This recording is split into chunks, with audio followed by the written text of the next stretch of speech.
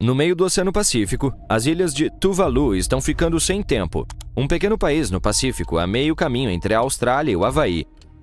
9 pequenas ilhas, todas baixas e planas, cercadas por água azul turquesa e recifes de coral. Da janela do avião, parece um paraíso. Areia branca, palmeiras, azul infinito, mas está desaparecendo, literalmente afundando.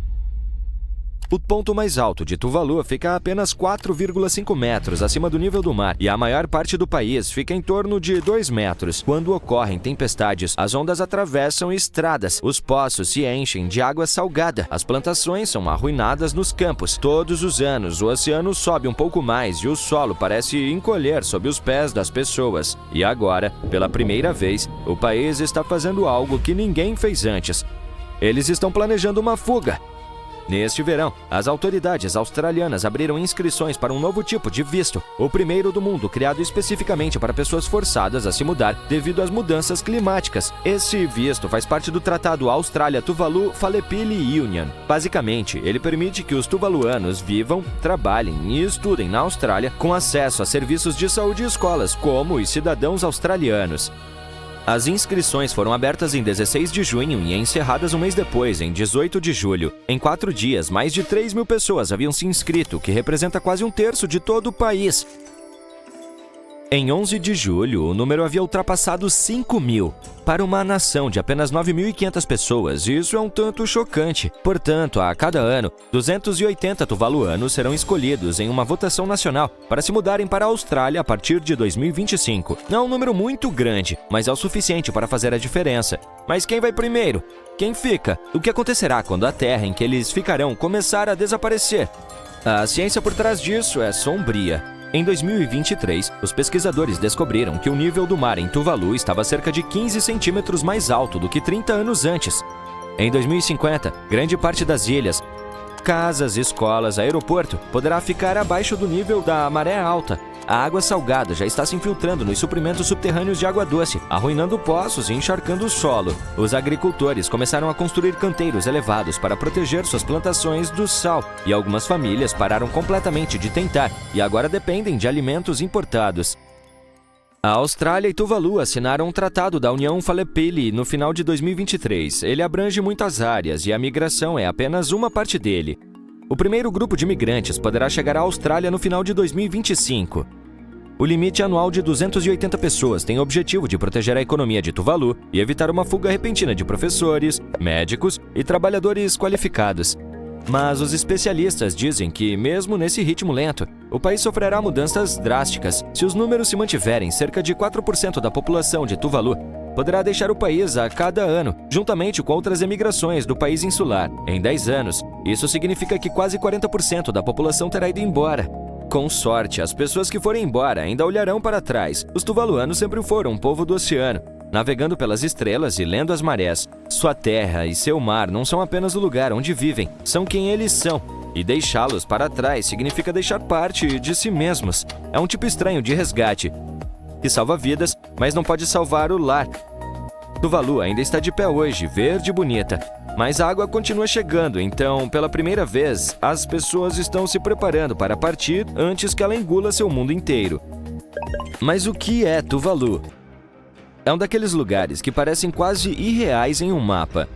9 pequenos pontos no meio do Pacífico Sul, a meio caminho entre a Austrália e o Havaí. Juntos, eles formam um país menor do que a maioria das cidades americanas. 5 das ilhas são atóis de coral, faixas de areia e recifes em forma de anel que flutuam no oceano. As outras 4 se erguem do fundo do mar. Você poderia caminhar de um lado a outro de uma ilha em 1 hora, e o oceano nunca estaria longe da vista ou da audição. Tuvalu costumava ser conhecida como Ilhas Hélice quando era um território britânico. Ela conquistou a independência em 1978, tornando-se uma das menores e mais jovens nações do mundo. Desde então, seus líderes têm lutado para garantir que o mundo não se esqueça dela, especialmente agora, quando as mudanças climáticas ameaçam apagá-la completamente. A vida em Tuvalu sempre foi simples e bastante difícil. Não há rios ou córregos em lugar algum, então as pessoas dependem inteiramente da água da chuva que coletam em tanques e barris. Quando as chuvas não chegam, todos sentem. Coqueiros cobrem a maior parte das ilhas. O principal produto de exportação é a copra, amêndoa de coco seca. Mas até isso está mudando. À medida que a água do mar avança mais para o interior, ela está envenenando lentamente o solo. Isso faz com que as plantações tenham dificuldades para sobreviver. Ainda assim, os tuvaluanos são muito engenhosos. Há alguns anos, as autoridades perceberam que seu país tinha algo valioso que ninguém mais tinha: um domínio de internet de 2 letras, .tv. Eles venderam os direitos para uma empresa americana que agora aluga o endereço para redes de televisão e plataformas de streaming em todo o mundo. O negócio rende milhões de dólares por ano. É uma tábua de salvação digital para um país que luta para se manter à tona, literalmente e economicamente. Mas será que o oceano será tão gentil com eles? Sabe como as pessoas sempre falam sobre o aumento do nível do mar devido às mudanças climáticas? Bem, não é a primeira vez que isso acontece, e da última vez que aconteceu foi ruim. Após a última era glacial, o nível global do mar subiu cerca de 38 metros, o que equivale a um prédio de 8 andares, em aproximadamente 8.000 anos. E um estudo recente descobriu como isso aconteceu. Basicamente, quando a última era glacial terminou, as gigantescas camadas de gelo que cobriam a América do Norte, a Europa e a Antártica começaram a derreter rapidamente. As temperaturas subiram, o gelo se transformou em água, e essa água teve que ir para algum lugar, diretamente para os oceanos. Até recentemente, os cientistas sabiam que o nível do mar havia subido naquela época, mas não sabiam exatamente quanto ou com que rapidez, pois não havia dados suficientes sobre esse período. Então, uma equipe internacional de cientistas decidiu cavar, literalmente. Eles foram para um local no Mar do Norte chamado Doggerland, que costumava ser terra firme. Milhares de anos atrás, era possível caminhar do Reino Unido até a Europa continental através dela. A região era repleta de pântanos e planícies baixas, onde viviam pessoas e animais. Mas à medida que o gelo derreteu e os mares subiram, Doggerland afundou lentamente. Assim, os pesquisadores perfuraram o fundo do mar e retiraram amostras de turfa. Trata-se de matéria vegetal antiga, parcialmente decomposta, que costumava crescer nesses antigos pântanos. Ao estudar o que estava preso na turfa, como pequenas algas e pedaços de minerais, foi possível descobrir o quanto o mar subiu e quando isso aconteceu. Descobriu-se que o nível do mar havia subido cerca de 38 metros entre 11.000 e 3.000 anos atrás. E isso não aconteceu de uma só vez. Houve 2 grandes saltos. O primeiro grande aumento começou há cerca de 10.300 anos, quando toneladas de água de degelo foram despejadas nos oceanos. O segundo grande aumento ocorreu há cerca de 8.300 anos, quando mais gelo derreteu e enormes lagos glaciais despejaram água extra nos mares. No ponto mais rápido, o nível do mar estava subindo mais de 1 centímetro por ano. Não parece muito, mas isso equivale a cerca de 101 centímetros por século. Para efeito de comparação, atualmente o nível do mar está subindo cerca de 0,25 a 0,5 centímetro por ano. E os cientistas esperam que esse número dobre ou até triplique até o final deste século. Mas lembre-se de que naquela época não havia cidades, rodovias ou usinas de energia próximas à costa. Hoje, as coisas são totalmente diferentes. Bilhões de pessoas vivem agora em áreas costeiras baixas e grande parte da economia mundial depende desses lugares. Um aumento como o que ocorreu após a era glacial seria catastrófico nos dias de hoje. A nova pesquisa pode nos ajudar a entender a rapidez com que o nível do mar pode subir quando o planeta se aquece rapidamente e o que isso pode significar para nós agora. O estudo do passado dá a eles uma ideia melhor do que esperar quando as camadas de gelo modernas na Groenlândia e na Antártica começarem a derreter mais rapidamente. Você sabe como se diz: quando estiver em Roma, faça como os romanos. Ou seja, na chamada Cidade Eterna, você precisa garantir que seu peixe dourado tenha um aquário de luxo para viver. Na Nigéria, não se atreva a levar seu próprio carrinho de mão. E esqueça a ideia de adicionar o máximo de maionese que quiser ao seu prato quando estiver na França. Sim, as proibições em todo o mundo podem ser surpreendentes, para dizer o mínimo. Número 1. Você nunca verá uma boa e velha maçaneta em Vancouver, Canadá. Há algum tempo, a cidade alterou seu código de construção para exigir o uso de alavancas de porta modernas e elegantes. Essa mudança tem como objetivo tornar os edifícios mais acessíveis e fáceis de usar. Não são apenas as novas construções que estão passando por mudanças. Até mesmo a histórica prefeitura de Vancouver teve suas sofisticadas maçanetas Art Deco substituídas por alavancas douradas brilhantes. Mas não é que você não possa tê-las legalmente em sua casa. Não há nenhuma equipe de policiais de maçanetas indo até sua casa para confiscar as suas. Você pode mantê-las pelo tempo que quiser. O número 2 vem com uma dica de geografia para você. Se vir esta cadeira na foto, significa com 100% de certeza que ela não é na Basileia, na Suíça. A chamada cadeira monobloco é especial. Veja bem, a maioria dos objetos dá pistas sobre de quando e de onde são, como o formato das tomadas elétricas ou os rótulos do frasco de shampoo. Mas a monobloco é livre de contexto. Algumas pessoas a consideram um dos objetos com design mais perfeito do mundo, enquanto outras dizem que a natureza homogênea da cadeira é perturbadora e o verdadeiro mal da globalização. Mas por que ela foi proibida na Basileia? Na verdade, as autoridades só querem que a cidade seja bonita, e o design dela não é do agrado delas. Certo, se quiser manter uma em seu quintal, fique à vontade, mas o modelo é proibido em espaços públicos desde 2008. 3. Se você já pensou em levar um carrinho de mão para a Nigéria, tenho uma notícia: nem tente. Caso precise dele por algum motivo durante sua estada no país, basta comprar um lá quando chegar. As autoridades não permitirão que você leve seu carrinho de mão importado para o outro lado da fronteira. Por quê? Bem, o objetivo deles é apoiar seu próprio setor de fabricação e por isso querem dar aos fabricantes locais a chance de brilhar. Em quarto lugar, temos a China, onde as autoridades decidiram acabar com a viagem no tempo. Espere um pouco, não é o que você está pensando. Nenhuma máquina de viagem no tempo foi inventada. A proibição se refere a programas de TV e filmes. A propósito, não se trata de algo novo. A lei foi introduzida no início da década de 2000. Aparentemente, os chefões no comando querem manter as coisas reais e não estão muito interessados em distorcer eventos históricos. Eles dizem que alguns roteiros estão ficando um pouco selvagens demais, inventando mitos, promovendo superstições e desrespeitando o passado do país. 5. Cápsulas de café. Elas se tornaram muito populares porque facilitam muito a preparação da bebida. Mas Hamburgo, na Alemanha, não parece ser fã delas. Há cerca de 8 anos, decidiu-se banir as cápsulas de café de plástico dos escritórios das autoridades. Essas pequenas são feitas de vários materiais, o que torna a reciclagem um verdadeiro desafio. Embora seja verdade que possam criar muitos problemas, elas ainda são adoradas por muita gente. De fato, se tornaram um grande sucesso nos Estados Unidos e na Europa, constituindo uma parte do mercado de café. Hamburgo espera liderar o caminho para mostrar às pessoas o quanto essas cápsulas são realmente um desperdício. Número 6. Chicletes, que foram proibidos em Singapura desde 1992. A medida foi implementada para impedir que as pessoas os colassem em todos os tipos de lugares estranhos, como portas de metrô, cilindros de fechaduras e botões de elevadores. Mas as travessuras dispendiosas nos trens foram a gota d'água para as autoridades. A proibição foi instituída após alguns incidentes graves nos trens do Mass Rapid Transit, MRT, no final dos anos 80. Alguns brincalhões travessos atrapalharam o funcionamento desses veículos colando chicletes nos sensores das portas. Isso causou uma situação complicada e atrapalhou os serviços de trem. E aí está, a goma de mascar foi totalmente proibida. Apenas uma observação. Sim, existem chicletes prescritos por motivos terapêuticos ou odontológicos. E sim, eles ainda são permitidos. Além disso, não entenda mal toda essa proibição. Não é ilegal mascar goma em Singapura. Portanto, se você for para lá como turista, poderá levar um pouco para uso pessoal se estiver viajando.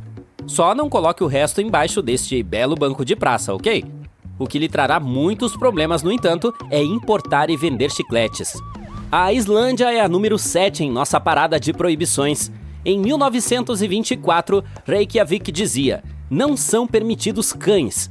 Não era porque só se gostava de gatos, e sim para impedir a propagação de uma terrível tênia. A doença era séria e causava todos os tipos de problemas de saúde. Mas não se preocupe, os cães são legais agora, desde que sigam as regras. Atualmente em Reykjavik, tudo gira em torno dos gatos. Eles estão por toda parte andando pelas ruas como se fossem os donos do lugar. Você não pode dar 2 passos sem ver um amiguinho peludo implorando por atenção.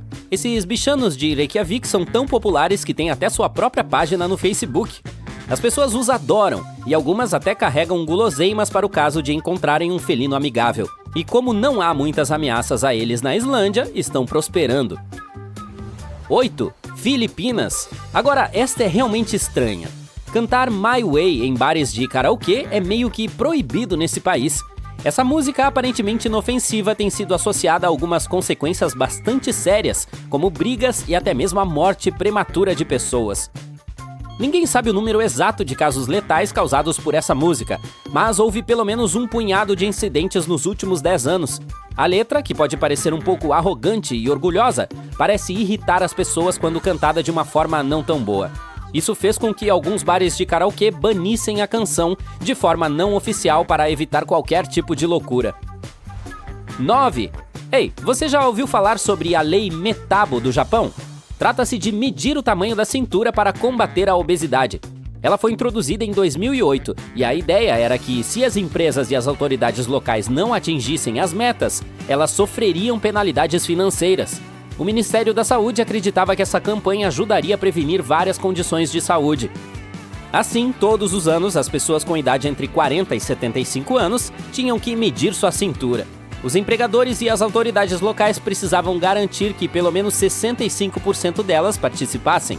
A meta era reduzir as taxas de obesidade do Japão em 25% até 25 anos. E se não conseguissem, teriam que pagar uma multa. Funcionou? Em 2024, há apenas 4,5% de pessoas que supostamente têm problemas de peso no Japão. Número 10. E temos o Canadá novamente. Então, se você vir alguém contando centavos na fila, pode se divertir com essa pessoa, legalmente falando, é claro. De acordo com o Canadian Currency Act, há um limite para o número de centavos que se pode usar em uma transação, 25 para ser exato. Assim, se alguém tentar usar 26 moedas, você pode bancar o xerife e mandá-lo para a cadeia das moedas. Pegue as de 1 centavo como prova. 11. E um país regulamentado por condimentos aqui. Aparentemente, eles estão sendo reprimidos nas escolas públicas da França. A ideia é tentar tornar as refeições mais saudáveis para os alunos. A regra é que você não pode mais ficar louco com maionese, ketchup e vinagrete. Esses produtos devem ser servidos de acordo com o prato. Finalmente, Itália. Em Roma, você não pode manter seu peixe dourado em uma tigela de vidro velha e chata. Não, isso é considerado cruel porque esses peixinhos precisam do fluxo de oxigênio. Além disso, se forem mantidos em um aquário por muito tempo, podem ficar cegos. Sem contar que não se pode dar peixes dourados como prêmios. A lei tem uma subseção inteira a respeito disso. Portanto, se estiver planejando levar um peixe dourado para casa na sua próxima viagem a Roma, certifique-se de ter um aquário sofisticado pronto para ele. E obrigado por assistir! Se você já se perguntou qual é a sensação de andar sobre diamantes, vá direto para a cidade de Nördlingen, na Alemanha. Parece um típico vilarejo de conto de fadas com casas bonitas e telhados vermelhos, mas suas paredes e ruas são, na verdade, cravejadas com mais de 72 mil diamantes. Você precisará de um microscópio para vê-los, mas eles estão definitivamente lá. Quando as primeiras pessoas foram morar ali, por volta do século IX, elas tinham certeza de que estavam se estabelecendo em uma cratera vulcânica. E não sabiam que a pedra que estavam usando para a construção estava incrustada com milhões de minúsculos diamantes e que as origens da cratera eram de outro mundo. Um asteroide um pouco maior do que 800 metros de diâmetro atingiu nosso planeta há cerca de 14 milhões e meio de anos, no que hoje é a Baviera, e deixou uma cratera de 26 quilômetros de largura. O leito rochoso estava sob calor e pressão tão intensos que as bolhas de carbono em seu interior se transformaram em minúsculos diamantes em uma concentração como em nenhum outro lugar do mundo. Os habitantes locais não prestaram atenção em suas casas, construídas com o que restou do impacto do asteroide, que brilhavam ao nascer do Sol. Então, na década de 1960, 2 geólogos chegaram dos Estados Unidos, estudaram a paisagem à distância e notaram que ela não se parecia exatamente com uma cratera vulcânica. Após uma pesquisa mais aprofundada, eles perceberam que sua teoria de que a cratera foi moldada de cima para baixo e não de baixo para cima estava correta. Até tiveram que mudar os livros escolares após a descoberta para não ensinar errado aos alunos. Depois que a notícia se espalhou, a NASA se interessou e enviou seus astronautas da Apollo 14 e da Apollo 16 para visitar a cratera a fim de aprender sobre os tipos de rochas que encontrariam no espaço e quais delas valiam a pena trazer para casa.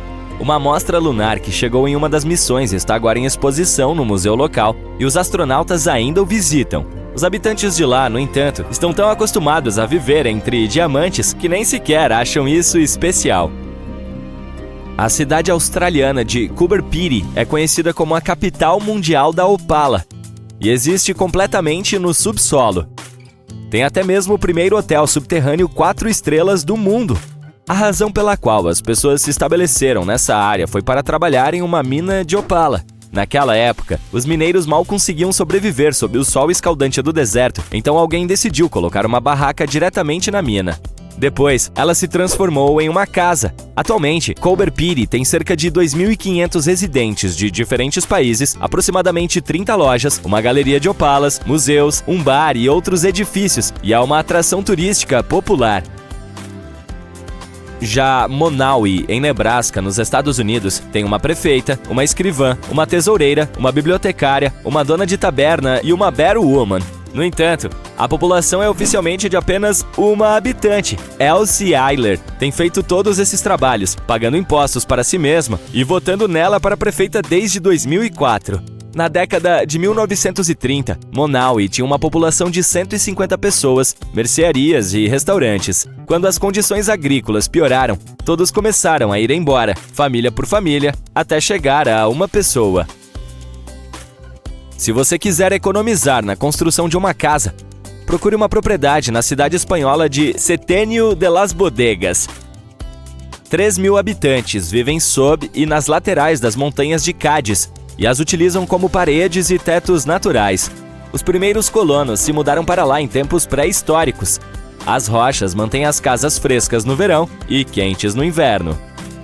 Neft Dağ-Sari, no Azerbaijão, foi construída como uma plataforma de petróleo em 1940, diretamente no Mar Cáspio. Depois que descobriram ricos depósitos de petróleo, a cidade começou a crescer e agora é formada por uma rede de plataformas com cerca de 5.000 pessoas trabalhando e morando lá. Ela tem apartamentos, pontes, uma biblioteca, um centro comunitário e até um cinema. A vila japonesa de Nagoro tem um segundo nome não oficial: a Vila do Espantalho. As últimas crianças nasceram no local há mais de 20 anos.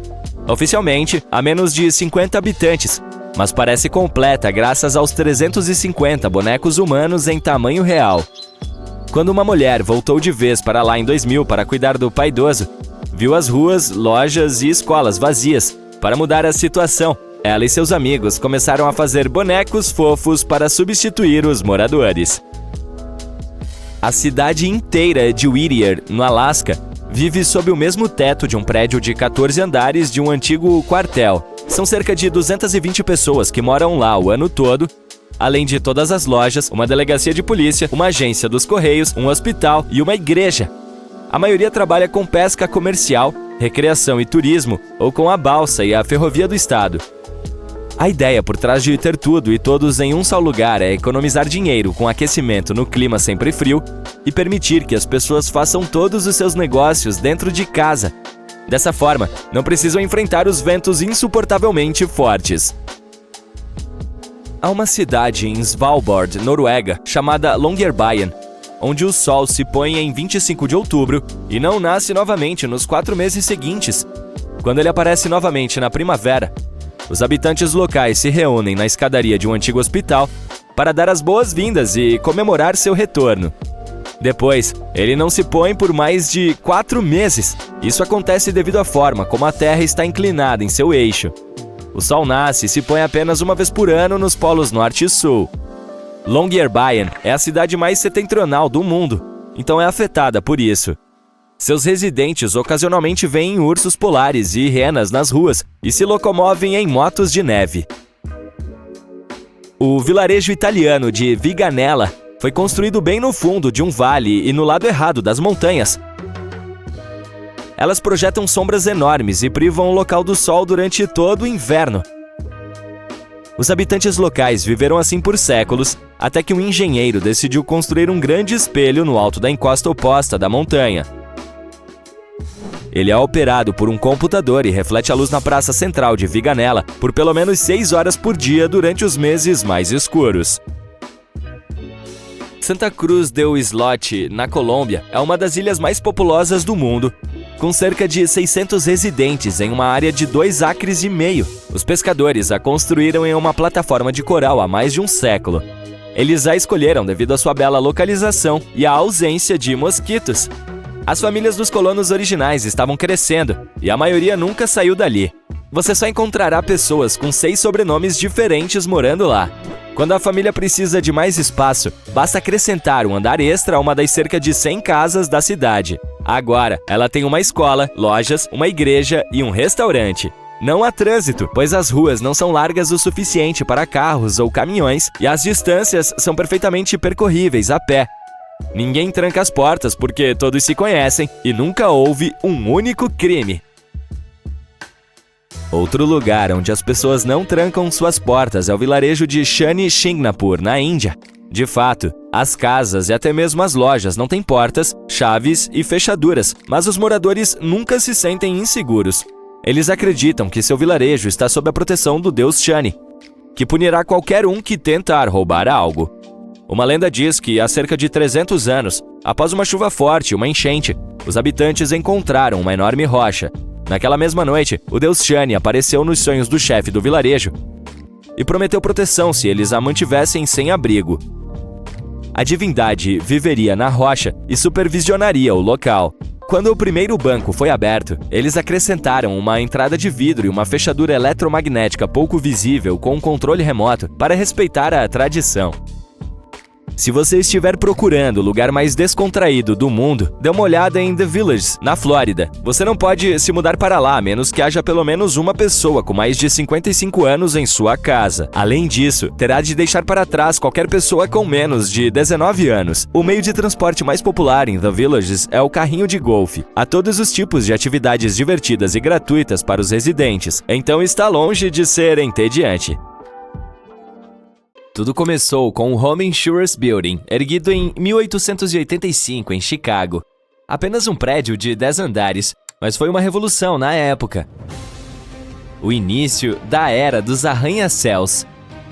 Com um método revolucionário de construção, o edifício tinha um esqueleto interior de aço, o que permitia que as paredes fossem mais finas e toda a estrutura mais alta do que até então. Ficou de pé até 1931. Quando foi demolido para a obra do Bank of America, que existe até hoje. Naquele mesmo ano, foi concluída a obra do Empire State Building, em Nova York. Ele tem a altura de 10 Home Insurance Buildings, um em cima do outro. Esse é o progresso da engenharia que a humanidade fez em apenas 46 anos. O Empire State se tornou o maior do mundo e manteve o status por 39 anos. Agora, pouco mais de meio século depois, ele ocupa o lugar de número 53 na lista das maiores construções. A humanidade subiu muito mais alto. O maior prédio do mundo hoje é o Burj Khalifa, localizado em Dubai, nos Emirados Árabes Unidos. Tem 828 metros. Mais de 2 Empire State, um em cima do outro. Embora os arranha-céus tenham começado nos Estados Unidos, se tornaram tremendamente populares na Ásia. Só para colocar em perspectiva, cerca de 80% dos que existem no mundo estão nesse continente.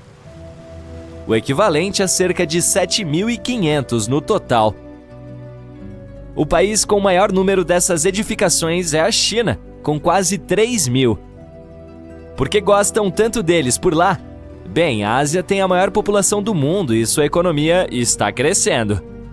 Portanto, ir para o alto é uma solução perfeita para acomodar o maior número possível de pessoas em suas cidades. Mas perto da China, também está a Índia, com quase a mesma população.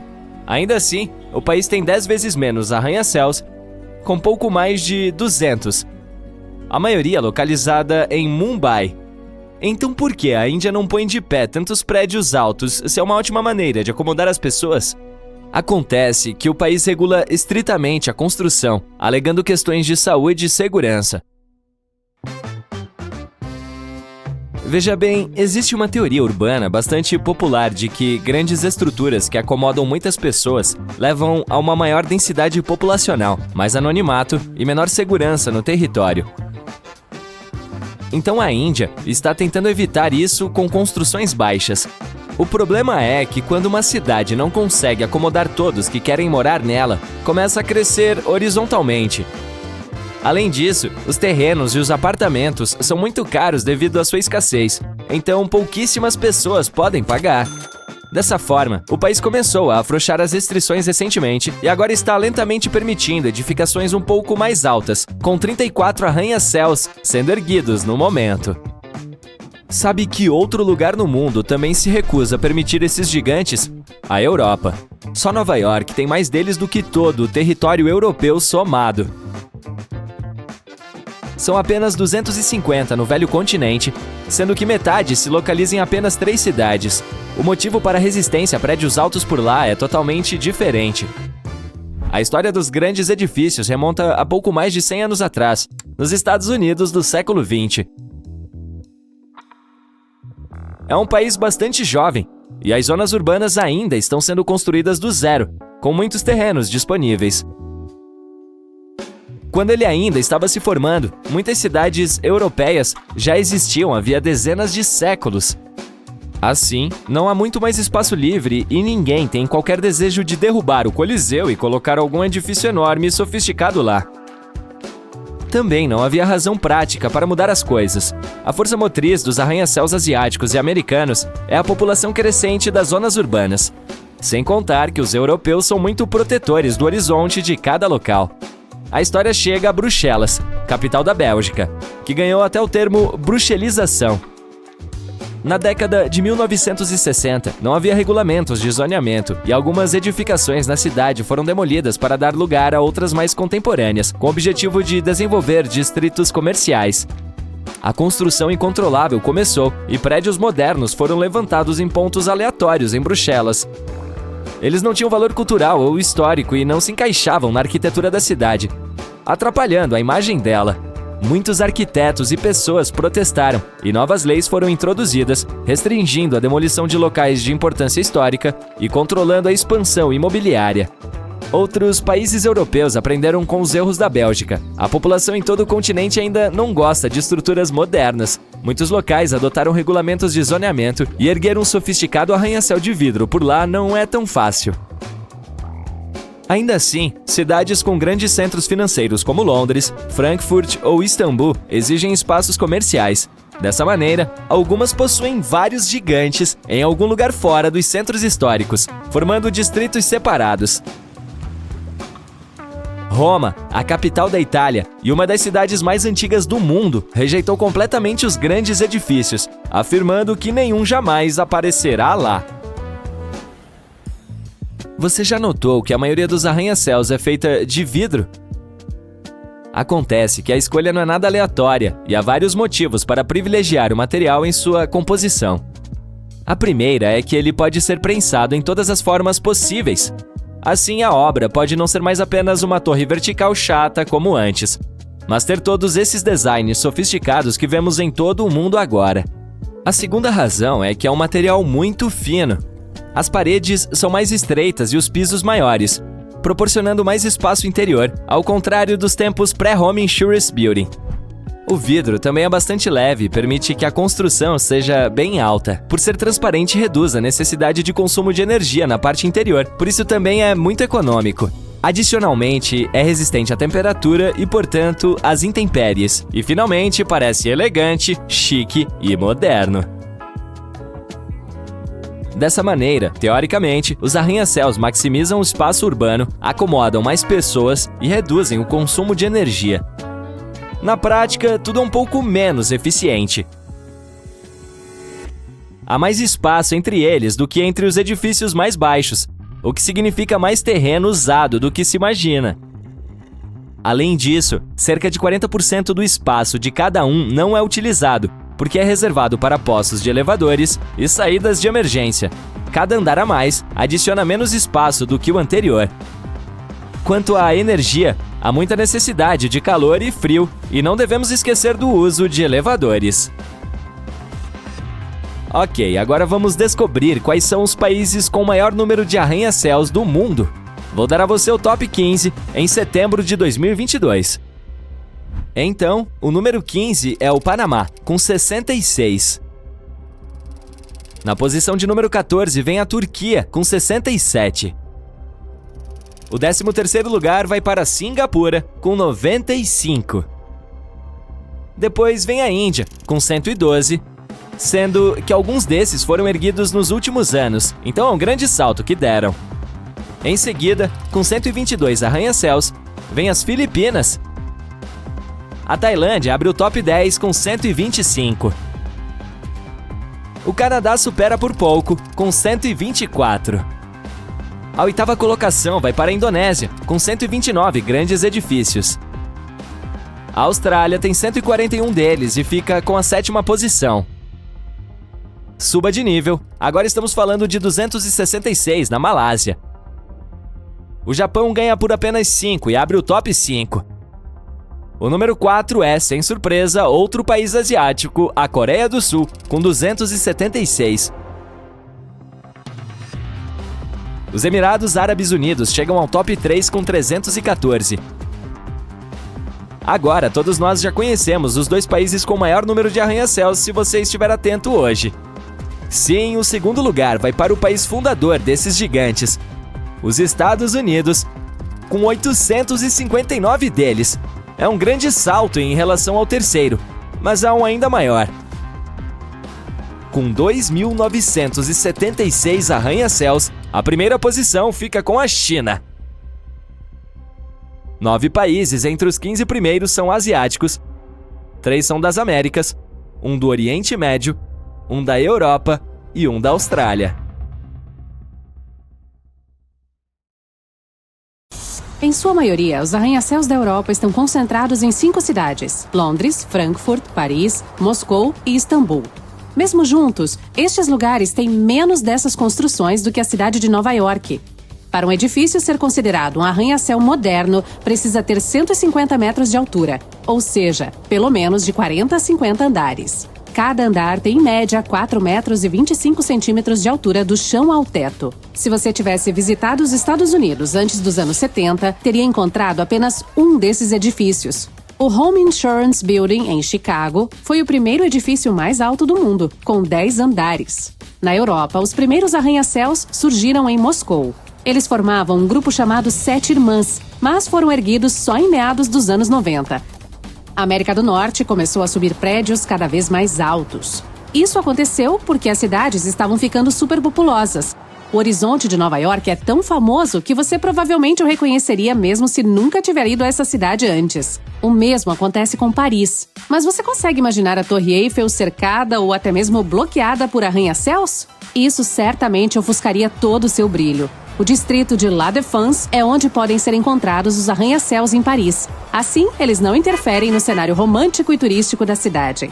Em Londres, as coisas são um pouquinho diferentes. Alguns arranha-céus de lá têm formatos inusitados. Uma dessas construções é o Pepino. Outro com formato interessante é o Shard, algo como fragmento em português. E tem mais um, apelidado de ralador de queijo. Esses não são os nomes oficiais, claro, mas fazem sentido se você observar o formato desses prédios gigantes. Mas eles não têm um conceito arquitetônico qualquer. Os formatos foram pensados para não esconder a Catedral de Saint Paul.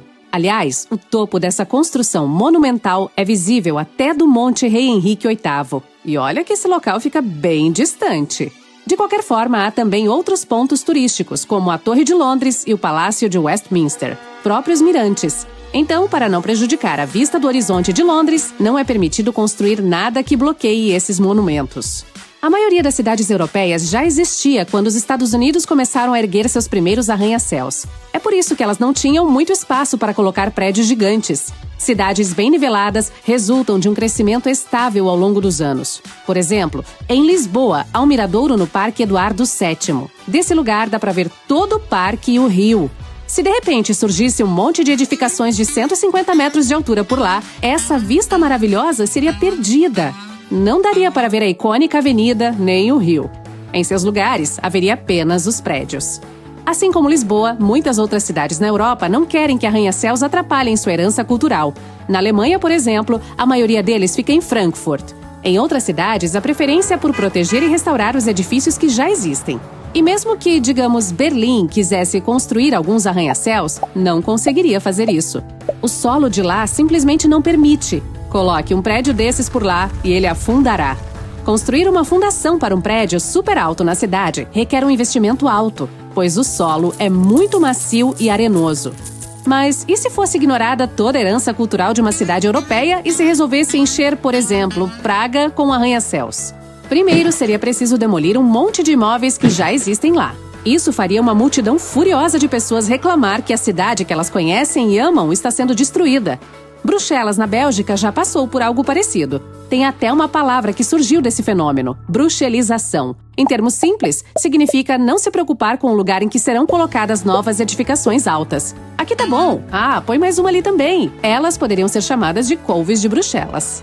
Mas, na maioria dos casos, as autoridades locais não querem que as novas construções mudem a aparência histórica do lugar. Algumas cidades europeias maiores podem até seguir o exemplo da França e escolher um bairro separado para isso, ou seja, um lugar só para arranha-céus. O Burj Khalifa, com seus mais de 828 metros de altura, é o edifício mais alto do mundo. E não foi fácil colocá-lo em pé. Levou 6 anos para ser concluído e dizem que valeu a pena. A construção é tão alta que dá para vê-la a 95 quilômetros de distância em um dia claro. O mais alto da Europa tem apenas metade do tamanho dele. O Lacta Center, em São Petersburgo, tem pouco mais de 460 metros de altura. A pergunta que não quer calar é: se os arranha-céus são tão altos, por que não são derrubados pelo vento? A estrutura deles, desde a fundação até o ponto mais alto, é a resposta. Vamos pegar o Burj Khalifa como exemplo. O solo onde ele foi erguido não é perfeito. Então, debaixo da fundação de 110 mil toneladas dessa construção gigante, há 192 pilares, assentados em uma profundidade de mais de 50 metros. Graças à fricção entre o concreto e o solo, esses pilares não se mexem, criando uma fundação sólida. Mas a maioria dos arranha-céus é construída sobre um alicerce pedregoso, pois quase não se mexe. As estruturas são feitas de aço. Se você olhasse para um deles sem sua estrutura externa, tudo o que veria seria um monte de vigas de aço. Quanto mais alto o edifício, mais os ventos o afetam.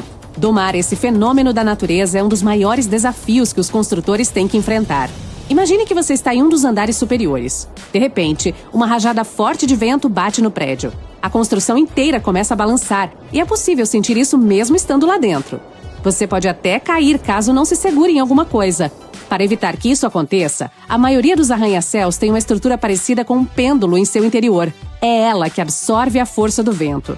Essa coisa é chamada de sistema de amortecedor de massa sintonizada.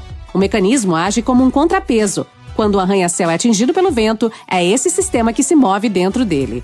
Algumas construções altas não precisam desse pêndulo. O Shard, por exemplo, lida com o vento com a ajuda de seu formato afunilado. E a Torre de Xangai usa seu giro em 120 graus. Os dois edifícios possuem estruturas incrivelmente inteligentes. É por isso que não balançam muito quando o vento bate neles.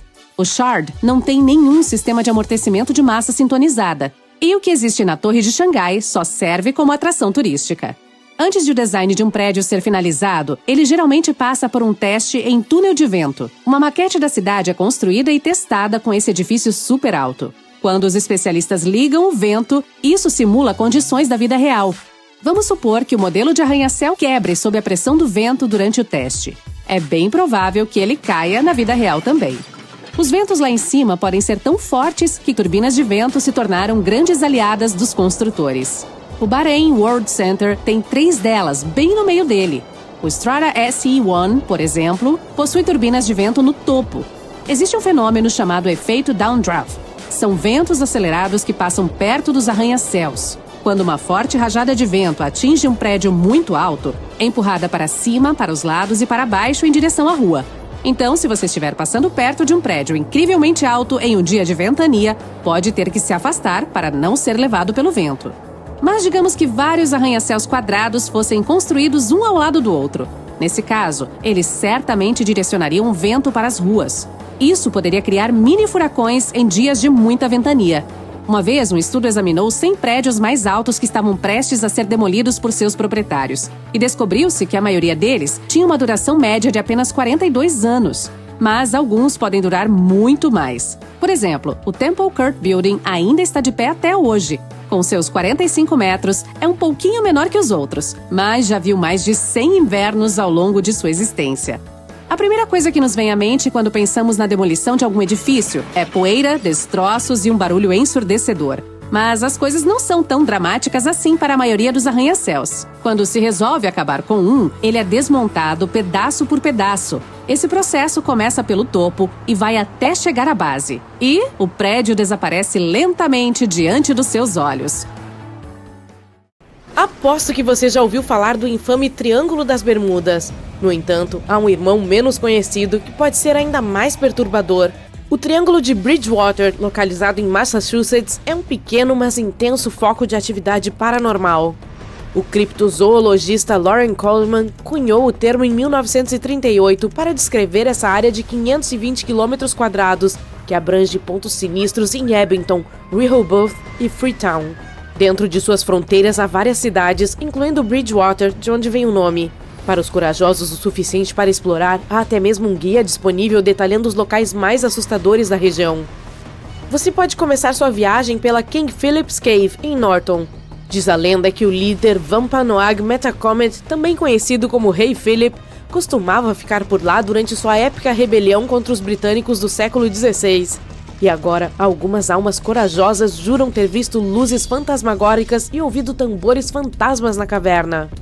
Mas se caçar fantasmas não for sua praia, que tal dar uma olhada em Hockomock Swamp, Pântano Hockomock, no Bridgewater Triangle? As pessoas afirmam ter visto de tudo, desde o pé grande até pássaros e cobras gigantes ao redor do lago. E também há rumores de incêndios fantasmas e luzes fantasmagóricas. É como uma festa paranormal lá fora. E se você prefere contos assustadores da vida real, não pode deixar de visitar a Solitude Stone em Bridgewater. Escondida às margens do rio Nunkatesset, essa pedra carrega uma história de assombração que remonta ao século XVIII. Um ministro local esculpiu um poema misterioso nela, e com o passar dos anos, ela se tornou um ponto de encontro para caçadores de fantasmas e aficionados por história. Localizada na Austrália, a Monte Cristo Homestead pode parecer uma charmosa casa australiana do lado de fora, mas as aparências enganam. Por trás de suas portas fechadas, há uma história sinistra que levou a sua reputação como a casa mais assombrada da Austrália. Originalmente, ela pertencia a Christopher Crowley, que fez fortuna com o Royal Hotel em Junee.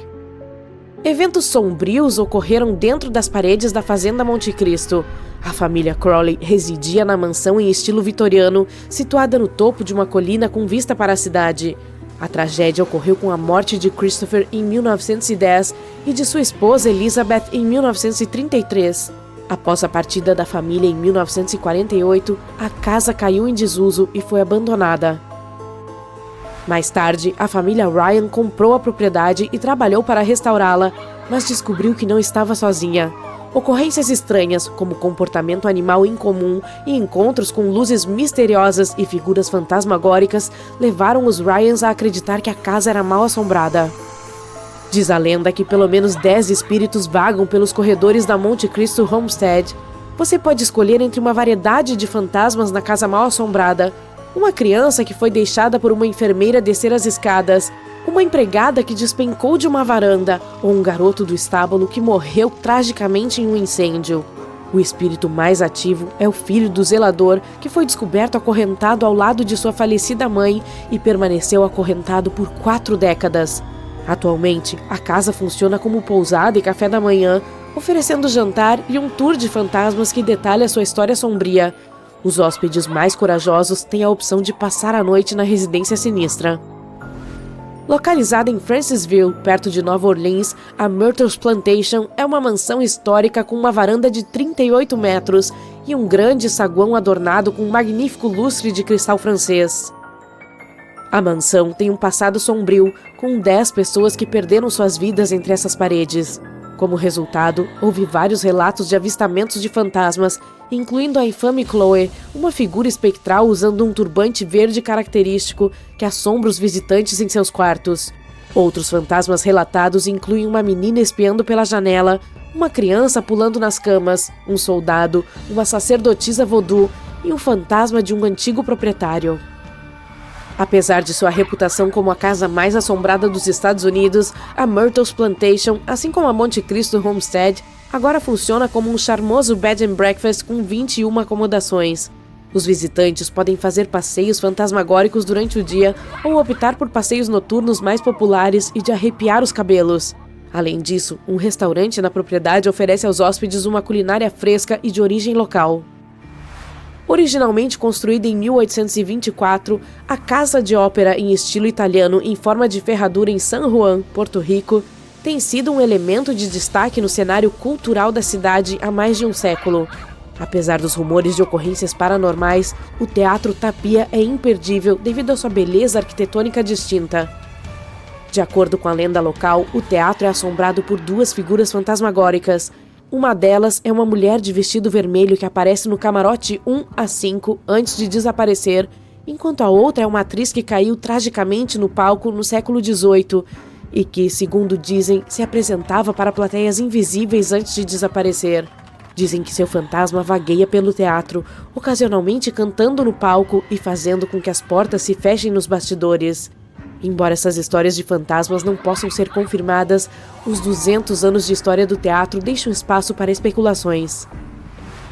O Castelo da Boa Esperança é a construção mais antiga da África do Sul, erguido entre 1660 e 1670 por soldados, marinheiros e outros. O objetivo principal era proteger as pessoas que viviam lá, mas aparentemente acabou se tornando um lugar que assusta todas as pessoas que o visitam.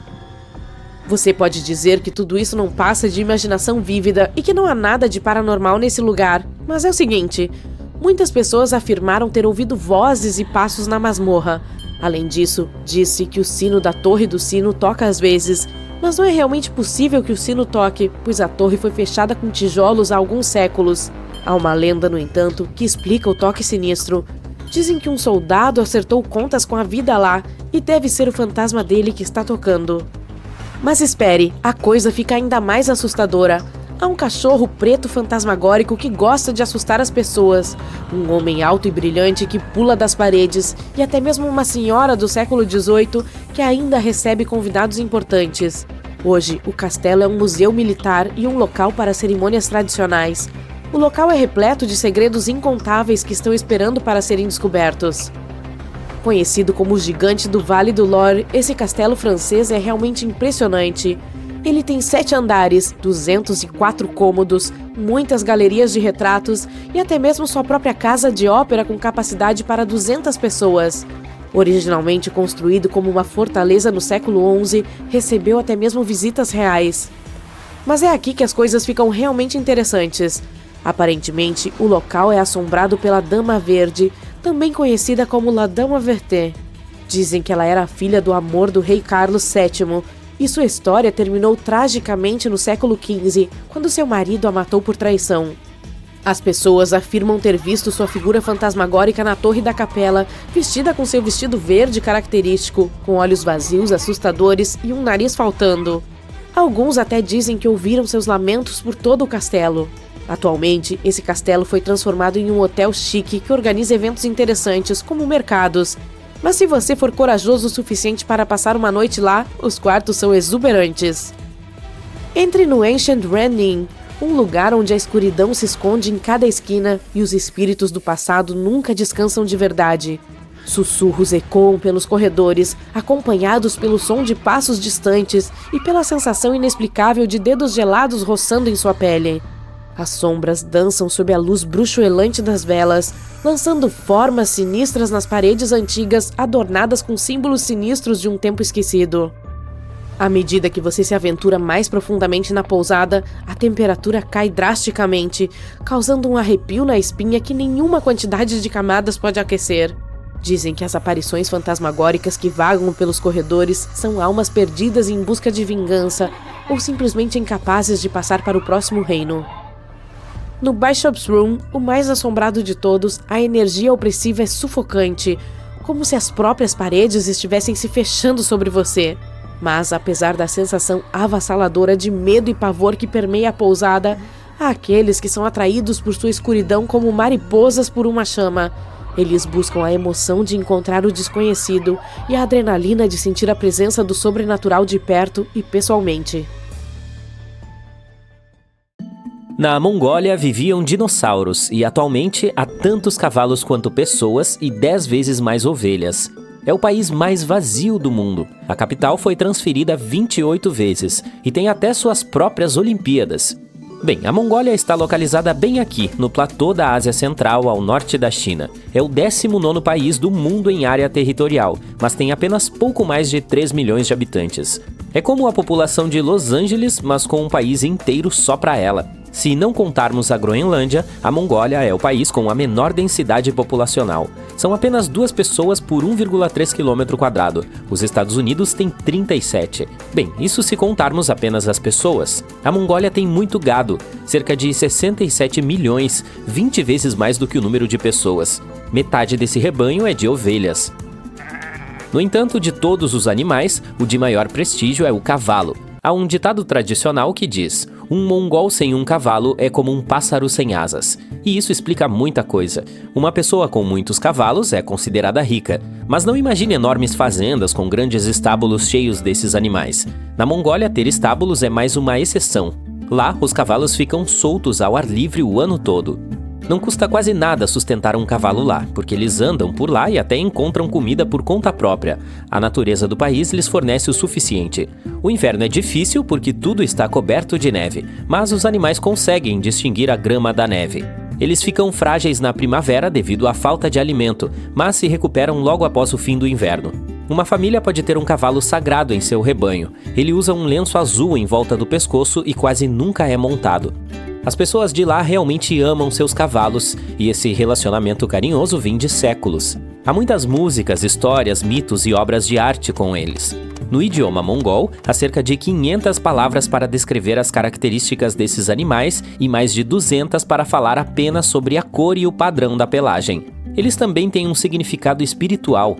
Acredita-se que possuem espíritos que podem ajudar o proprietário e também que são um meio de transporte para o céu, por isso eram frequentemente sacrificados após a morte do proprietário. Além dos animais domésticos, a Mongólia é o lar de algumas espécies ameaçadas de extinção, sem contar que antigamente os dinossauros vagavam nesse território. O primeiro ovo de dinossauro descoberto foi encontrado ali mesmo. Hoje, esses animais estão extintos, é claro, mas há leopardos das neves no país e também são raros. Se você for até lá, deve ter cuidado. Os leopardos das neves são tão silenciosos que não dá para ouvi-los se aproximando. Eles não fazem nenhum som ao caminhar. Mas vamos voltar à geografia. O clima na Mongólia pode ser rigoroso e imprevisível. Em um único dia, a temperatura pode mudar rapidamente. O país não tem acesso a grandes massas de água, por isso é muito seco e não chove muito. No sul, há uma parte de um dos desertos mais frios da Terra, o de Gobi. Apenas 5% dele é coberto de areia, o restante é de rocha nua. Há rios, pequenos lagos e pastagens, mas também ouro, carvão e cobre. Portanto, não é um deserto muito típico, mas ainda assim é um. As nuvens de chuva não chegam até lá por causa da cordilheira do Himalaia, que mantém a área na sombra. O deserto está se expandindo a cada ano, devido à mudança climática, é claro, mas também pelo desmatamento e as mudanças no uso da terra.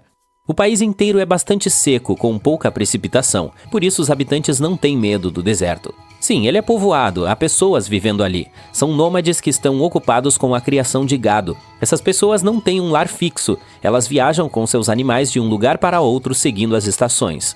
Quando se estabelecem em algum lugar antes da próxima viagem, montam uma barraca chamada yurt. Essas tendas são usadas como moradia na Mongólia há milhares de anos, e é incrível que algumas pessoas ainda vivam nelas. A base de uma yurt é feita de mastros, que são cobertos com camadas de feltro e tecido impermeável. Em geral, os mongóis são muito acolhedores, mas os nômades estão em outro nível. Como não recebem visitas com frequência, estão sempre prontos para cumprimentar alguém e oferecer o tradicional leite de cavalo. Eles nem mesmo têm sinos na entrada de suas tendas, convidando os hóspedes a entrar.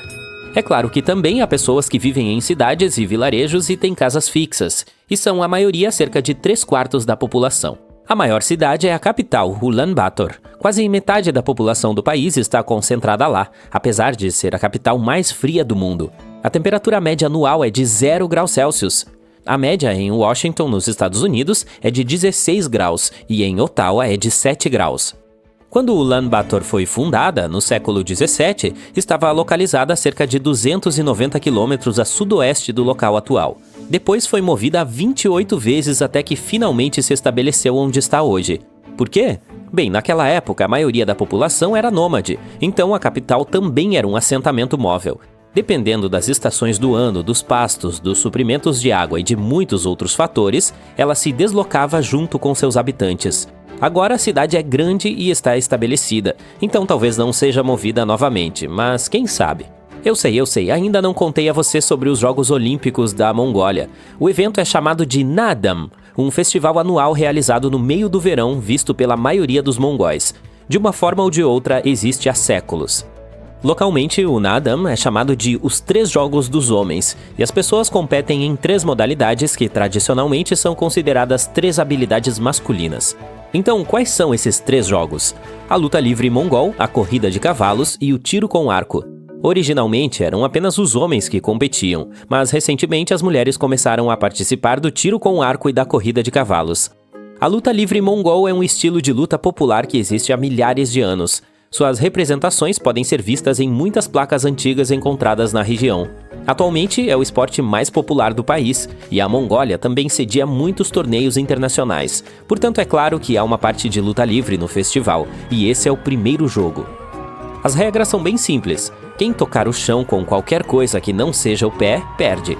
Não há categorias de peso, limites de idade ou de tempo. Dura quanto for necessário para vencer. E ainda assim eles fazem isso com elegância. A cortesia na partida é importante.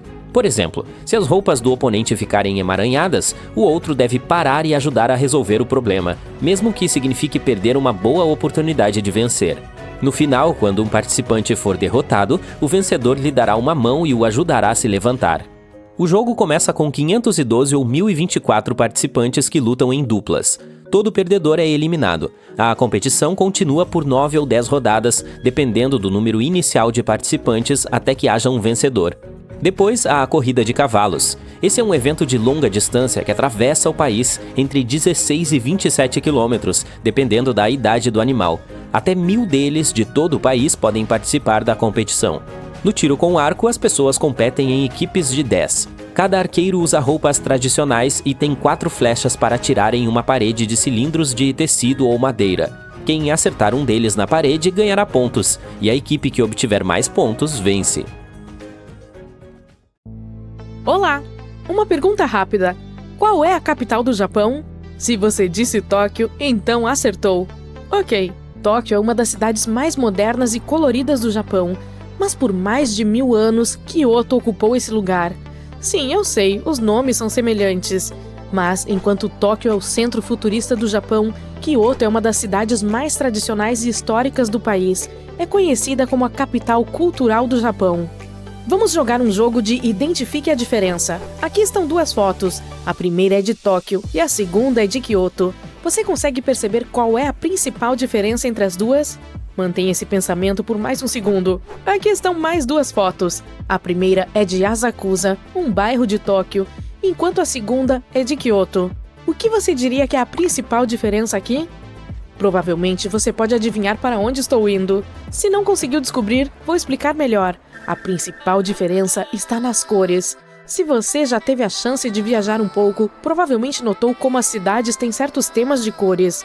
Por exemplo, Roma é terracota e Paris varia em tons de cinza e sépia. Observando essas imagens, é possível ver que Tóquio é brilhante, elétrica e até parece um pouco caótica. E Kyoto é monocromática e dá a impressão de ser mais calma e pacífica. É fascinante ver que o que causa essa distinção entre as duas cidades tem a ver com uma determinada lei paisagística. Olha só, em 2007, Kyoto aprovou uma nova lei que proíbe placas de rua coloridas. A lei também queria padronizar as construções em geral para fazer com que a cidade parecesse mais homogênea. Como Kyoto foi a capital do Japão por um longo período, ela foi construída usando a arquitetura e os princípios tradicionais do Feng Shui. É por isso que muitos dos edifícios têm o formato tradicional asiático, aquele com o teto curvo, como você vê no filme Mulan. Certamente, esse estilo está muito distante do que os arquitetos modernos estão fazendo atualmente. Se você der uma olhada em Tóquio, verá arranha-céus envidraçados em vez desses edifícios antigos. Mas tudo isso faz parte de um plano maior, colocado em ação por algo chamado Diretrizes de Paisagem de Miyako. O principal argumento da prefeitura para aprovar a lei foi que Kyoto estava perdendo sua paisagem única devido à modernização do Japão. Se Kyoto seguisse os passos de Tóquio e construísse enormes arranha-céus, os cidadãos perderiam a vista das 3 montanhas que cercam a cidade. E convenhamos, ninguém gostaria que isso acontecesse. Além disso, é bom poder ir a diferentes cidades do Japão e perceber que elas são únicas em seu próprio estilo. Se a lei da paisagem fosse aplicada em todo o Japão, não veríamos maravilhas arquitetônicas como a Tokyo Skytree e o edifício Asahi Flame. Dê uma olhada no distrito de Akihabara, em Tóquio. Ele é conhecido como um dos bairros mais modernos do Japão. Está repleto de tecnologia de ponta em cada esquina. E sim, também está repleto de placas por toda parte. Se compararmos com Kyoto após a aprovação da nova lei, a primeira coisa que teria de desaparecer seriam as placas nos telhados. E as luzes piscantes e móveis também são ilegais lá agora. Essa Starbucks de Kyoto também ilustra o que estou falando. Se você estivesse passeando pelas ruas bucólicas no interior de Kyoto, procurando um lugar para tomar um cappuccino, não veria essa cafeteria. Acho que podemos concordar que o logotipo tradicional da Starbucks foi feito para chamar a atenção, com aquela criatura coroada em forma de sereia apoiada em um fundo bem verde. Em outros lugares do Japão, ele ainda se parece com isso. Mas em Kyoto, a marca foi além para respeitar as novas diretrizes e produziu esse lindo logotipo de madeira e uma plaquinha que diz que este prédio tem lattes. Sim, de fato. Há vários exemplos como esse. Em Kyoto, o 7-Eleven não tem suas tradicionais listras vermelhas, laranja e verdes. Seu logotipo foi alterado para preto e branco. Você pode achar que isso é sem graça, mas acho que podemos concordar em discordar. Ele parece perfeito quando se olha para os arredores. E o que dizer do McDonald's? A franquia de hambúrgueres mais famosa do mundo. Ela manteve seu logotipo amarelo, mas retirou o vermelho do fundo. Em termos da paleta de cores permitida, a lei usa o sistema de cores Munsell para determinar quais níveis de croma são aceitáveis. Normalmente, a versão desbotada de cores fortes como vermelho, preto, verde e assim por diante é aceita. Agora imagine se eles adotassem uma paleta de Wes Anderson. Com certeza, pareceria uma cidade de brinquedo. No início, os vendedores e lojistas se sentiram incomodados com a nova lei. Eles não entendiam por que tinham que mudar sua marca em nome de uma estética que a cidade estava tentando preservar. Mas com o tempo, eles não apenas aceitaram a nova lei, como também já podiam ver os benefícios dela para o sucesso de sua marca. Isso ajudou a transformar Kyoto em uma atração turística ainda maior. Os turistas se sentem como se estivessem viajando no tempo de certa forma. Alguns turistas até gostam de se vestir com kimonos tradicionais e andar por aí como geishas. O município também iniciou um sistema de prêmios para compensar as lojas e marcas que fizeram bem o dever de casa. É claro que a Starbucks camuflada ganhou um prêmio em 2018, assim como a Sagawa, uma importante empresa de entregas do Japão, em 2012. Não foram apenas as lojas que precisaram se ajustar às novas diretrizes. Coisas como máquinas de venda automática e agências de correio também precisaram ser atenuadas. Novamente, a ideia é tornar a cidade mais coerente visualmente, e elas certamente ajudam. O que acontece se você não seguir as regras? Bem, as pessoas que decidem ignorar a lei da paisagem podem passar até 1 ano na cadeia ou pagar uma multa enorme. Também podemos comparar as diferenças dentro da própria Kyoto. Ao redor do centro da cidade, a lei de paisagismo é menos rigorosa. Portanto, você encontrará edifícios mais altos e placas ainda maiores e mais coloridas. Mas, ao sair do centro e ir em direção a cidades menores no interior, a lei é muito mais rigorosa. Ela é especialmente rigorosa em torno dos locais que são patrimônio da Unesco.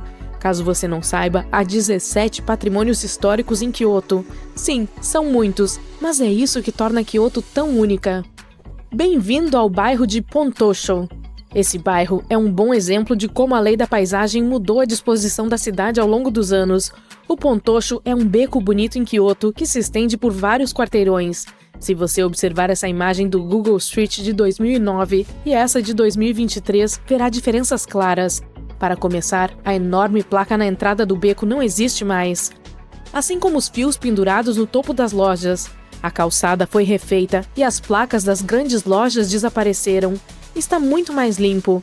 À noite, o beco se transformou no local perfeito para um jantar atmosférico, já que sua legislação decidiu determinar o tipo de iluminação permitida no bairro. Essa é a aparência do beco à noite. Ei, você gostaria de comer um sushi? Não posso deixar de pensar que essa lei da paisagem contribuiu muito para a arquitetura minimalista do Japão. Embora imagens como essas, em Tóquio, estejam longe da ideia que temos dessa estética minimalista, Kyoto se encaixa perfeitamente nela. Que tal darmos uma olhada rápida no interior de um desses estabelecimentos? A Starbucks que mencionamos anteriormente também investiu na transformação local de seu design de interiores. É o primeiro Starbucks em que se pode tomar chá em um piso de tatame. Você pode se sentar com as pernas cruzadas, como muitos japoneses fazem, e desfrutar de uma deliciosa bebida quente. Devo dizer que gostei bastante da nova Kyoto. E você?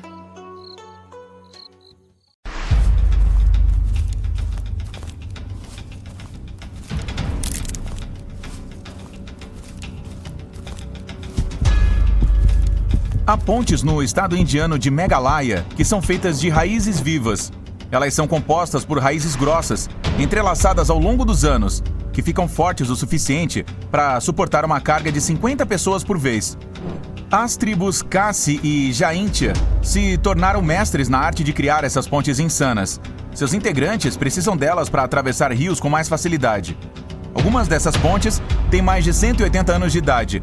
Para fazê-las, os membros das tribos cuidam das raízes até elas terem tamanho suficiente para alcançar o outro lado do rio. Pode levar de 10 a 15 anos para construir uma ponte assim. No processo, as raízes são entrelaçadas lentamente umas às outras. E é isso que as torna tão resistentes. Algumas têm mais de 30 metros de comprimento. Assim que a ponte fica pronta, ela pode durar mais de 500 anos. Enquanto algumas raízes se decompõem, outras mais novas continuam a crescer. Por isso essa construção natural dura tanto. Os visitantes do Parque Nacional do Vale da Morte, nos Estados Unidos, ficaram surpresos e um pouco assustados quando encontraram essas pedras estranhas. Elas pareciam estar se movimentando pela areia, sozinhas. Há muitas rochas que se movimentam de um lugar para o outro, largando longos rastros atrás de si. Isso deixa os cientistas intrigados, pois algumas pesam mais de 300 quilos, e algumas já percorreram uma distância de quase 300 metros. Há muitas teorias que explicam esse fenômeno, mas a mais provável afirma que as pedras se movimentam em razão de algo chamado capa de gelo. No inverno, partes do vale se enchem de lagos superficiais por causa da chuva, e as pedras ficam no fundo deles, congeladas. O gelo flutua até o topo dos líquidos, assim como acontece no seu refrigerante. Então as pedras se levantam um pouquinho do chão, raspando o fundo lamacento desses lagos. Quando o verão chega, a água evapora, derretendo o gelo, e tudo o que resta são as pedras e seus rastros misteriosos. Os vulcões não cospem apenas lava quente, também podem liberar relâmpagos. Cinzas, poeira, rochas, lava e gases são expelidos a velocidades impressionantes quando eles entram em erupção rapidamente. Isso cria tanta fricção que faz a eletricidade estática se acumular e depois ser liberada em forma de relâmpagos. Há também os tornados de fogo. Eles se formam quando ventos poderosos atingem alguma região em chamas e arrastam o fogo para cima, formando uma tenebrosa coluna. Os Estados Unidos presenciam esses insanos espetáculos pelo menos uma vez por ano. Alguns podem alcançar mais de 300 metros de altura. Um dos fenômenos naturais mais legais e mais raros do mundo é o arco lunar. Sim, é exatamente o que você está pensando, um arco-íris ao redor da Lua. Mas é necessário haver condições muito precisas para que ele surja. A Lua precisa estar bem baixa e o céu estar escuro. As gotículas de água devem estar no ar, no lado oposto à Lua. E também ajuda se a Lua estiver brilhando como um diamante.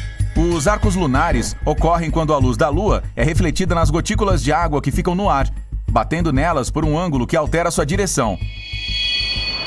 Existem praias com águas tão brilhantes que parecem ter saído direto de um filme de ficção científica. Esses lugares incríveis podem ser encontrados pelo mundo todo, das Maldivas a Porto Rico. O brilho misterioso é causado por uma espécie de alga marinha bem pequenina, que vive sob a superfície da água. Ela emite uma luz brilhante sempre que as ondas e correntes a fazem se mexer. Aí, as praias começam a ficar azuis, verdes ou vermelhas.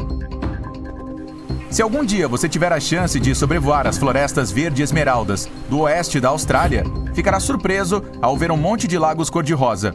Se conseguir descer para algum deles de perto, melhor ainda. É totalmente seguro nadar lá. Além de ser um cenário perfeito para uma foto para o Insta, essas águas rosadas são altamente salinas, ou seja, você conseguirá flutuar sobre elas. Os lagos são banhados pelo Oceano Antártico, e alguns têm essa cor inusitada porque são cheios de algas com altos níveis de um pigmento vermelho alaranjado. Outros certamente contêm minúsculos micro-organismos chamados halobactérias. A água fica vermelha ou rosa quando há muitos deles juntos. E há quem acredite que essa cor se deva a uma grande quantidade de camarões rosa-choque. Os pilares de luz são feixes coloridos de luz que saem da Terra em direção ao céu ou vice-versa. Geralmente só ocorrem em temperaturas frias, pois se formam quando a luz solar é refletida nos cristais de gelo que estão flutuando no ar. Quanto mais altos os cristais estiverem no ar, mais altos serão esses pilares brilhantes. Eles são mais comuns no pôr e no nascer do sol. Há cavernas escondidas ao redor do mundo que são inundadas por uma luz brilhante, originária de centenas de vagalumes que moram lá. Algumas cavernas têm mais de 30 milhões de anos, e a maioria fica na Nova Zelândia e na Austrália. Esses vagalumes são da espécie Arachnocampa luminosa. Parecem vermes e capturam sua comida da mesma forma que as aranhas. Eles fazem fios de seda e formam teias, que são as responsáveis por iluminar a caverna inteira. A função delas é atrair mosquitos e outros insetos saborosos para que os vermes possam comer. As árvores arco-íris existem mesmo. Nas Filipinas e na Indonésia, essas maravilhas coloridas são chamadas de Mindanao, ou goma de arco-íris. Os tons coloridos são criados pelo contraste das cores das cascas velhas e novas. À medida que as finas camadas externas do tronco vão descascando, as novas aparecem, com cores mais brilhantes e chamativas. A camada mais nova de madeira é verde, e depois ela muda para roxo, vermelho e, por último, marrom. Isso acontece porque as árvores contêm uma substância chamada clorofila, que torna a madeira verde. À medida que cada camada envelhece, vai perdendo clorofila e mudando de cor lentamente. Existe um deserto onde você pode encontrar lindas rosas feitas de cristais. Elas se formam quando partículas de areia ficam presas e se compactam durante a chuva. E a súbita mudança entre o clima úmido e seco do deserto acaba formando os cristais. Estes, por sua vez, formam uma série circular de placas achatadas, parecidas com pétalas de rosas. E o mais impressionante é que todo o processo de fabricação dessas rosas é 100% natural. Da próxima vez que for dar um mergulho no oceano, tome cuidado com as trombas d'água. Elas são tornados, só que feitas de água.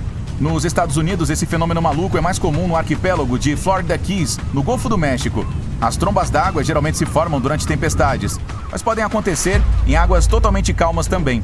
E surgem quando duas rajadas de vento, vindas de direções opostas, trombam uma na outra. A colisão faz o ar subir, arrastando a água. Veja só isto. Parece uma floresta, né? Afinal, estamos vendo muitas árvores aqui. Bem, na verdade, elas fazem parte de uma única árvore gigante. Este é o Bosque Pando, que fica em Utah, nos Estados Unidos. Debaixo do chão, há uma rede de raízes que conecta todas as árvores de álamo. E são 47 mil delas. Tecnicamente, isso forma uma só gigantesca árvore. Ninguém sabe qual é a idade do local. Há quem diga que tem pelo menos 80 mil anos. Outros batem o pé afirmando que tem quase 1 milhão de anos. Escondido no estado de Nova York, existe um fogo misterioso que nunca se apaga. E o mais estranho é que fica atrás de uma cachoeira. A chama tem cerca de 20 centímetros de altura e fica acesa graças a um gás natural que vem do solo. As rochas ao redor da cachoeira a protegem, então ela quase nunca se apaga. Pense nos animais que conseguem subir em árvores. Temos macacos, bichos preguiças, koalas e as cabras. Peraí, como é que é? As cabras do Marrocos aprenderam a fazer isso para pegarem seu lanchinho preferido, a saborosa fruta do argan. E os fazendeiros adoram isso. Assim que são comidas pelas cabras, as amêndoas do argan passam pelo trato digestivo dos animais e os fazendeiros as coletam depois. Essas amêndoas são muito úteis. Assadas, moídas, amassadas ou prensadas, se transformam em óleo de argan. Sim, aquela coisa famosa e super cara que faz maravilhas nos cabelos. Agora entendi por que os fazendeiros ficam tão felizes.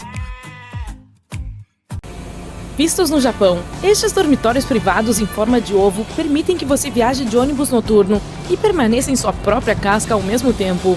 A escolha perfeita para introvertidos, não? A empresa de ônibus Wheeler Express, sediada em Tóquio, introduziu essa possibilidade em 2020. Cada ônibus tem 18 assentos espaçosos e reclináveis com descanso para pés e pescoço, mesa dobrável e suportes para copos, bolsas e smartphones. E um cobertor, é claro. Mas o que é ainda mais importante, cada módulo está equipado com tomadas elétricas para carregar todos os seus dispositivos. Há 3 assentos por fila. Mal pode esperar para testar essas cápsulas privadas por conta própria? Você pode reservá-las na classe Reborn nos ônibus da Wheeler. O preço da passagem gira em torno de $100. E já que estamos visitando o Japão, não se surpreenda de encontrar este dispositivo em um restaurante de fast food. Ele é implementado em uma pia para fornecer desinfecção para os smartphones dos clientes enquanto eles lavam as mãos. Esse sistema chamado Wash foi desenvolvido pela empresa japonesa Wata. Tudo o que você precisa fazer é colocar seu dispositivo dentro dessa pequena abertura. Ele desaparecerá por um tempo, assim como o dinheiro em um caixa eletrônico. Mas ao contrário do dinheiro, seu telefone voltará para você seguro e limpo em apenas 30 segundos. Não se esqueça de retirá-lo. Mas mesmo se você esquecer seu telefone na pia, há uma boa chance de que ninguém o roube. O Japão é famoso como uma das nações de mais baixo nível de criminalidade. Uma usuária do Reddit publicou uma história comovente que prova isso. Aqui está uma imagem de sua sacola de compras em uma rua de Osaka. Quando ela voltou para procurá-la mais tarde naquele dia, encontrou a sacola intocada aos pés de uma árvore. Aparentemente, alguém a colocou lá cuidadosamente para que o proprietário pudesse recuperá-la. E isso não é legal? Outra característica interessante do Japão são escadas rolantes em espiral. A empresa japonesa Mitsubishi continua sendo a única fabricante dessas escadas torcidas no mundo inteiro. Esta está instalada na entrada frontal da Mitsubishi Electric Inawasa Works. Escadas rolantes em espiral sobem e descem suavemente na forma de semicírculo, enquanto os transeuntes desfrutam da vista panorâmica. Mas essa é uma ocorrência bastante rara. Existem apenas 91 dessas escadas em todo o mundo. Você pode adivinhar de que país se trata só de olhar para essa foto? Austrália, é claro. Essa foto épica foi feita em um acampamento. Como será que esse canguru vai sair do banheiro? Veja, esses animais não conseguem andar ou saltar para trás por causa de seus longos pés e grande cauda. Essa é uma das razões pelas quais o canguru aparece no brasão australiano junto com o emu. Nenhum desses animais pode se mover para trás facilmente. É por isso que foram escolhidos como símbolos de uma nação que está sempre se movendo para frente. E essa é a aparência de limões da Tasmânia. Não, na verdade eles não crescem sem casca, mas os gambás locais se encarregam disso. E eles nem se preocupam em colher os limões da árvore. Um usuário da internet viu esses caras no jardim e notou que eles só gostam da casca e das folhas de limão. Isso cria uma grande simbiose, já que as pessoas usam majoritariamente a parte de dentro de um limão.